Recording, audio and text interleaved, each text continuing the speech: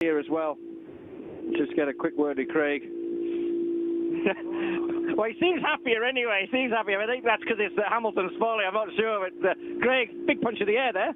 Yeah, I still have a problem with the car. The guys have kind of half sorted it, so I'm running a little bit down on power, but I don't care. Mother of Jesus, that is some piece of road. You will not find a better piece of road than that in the world. I don't care if there's snowing, if there's ice, if there's bone dry. That is the best you can get. Oh.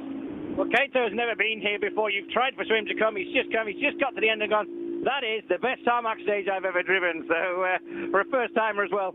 Yeah, well, now they're starting to realise what they missed out on last year. This deserves to be so much better and so much bigger than it is. Unbelievable.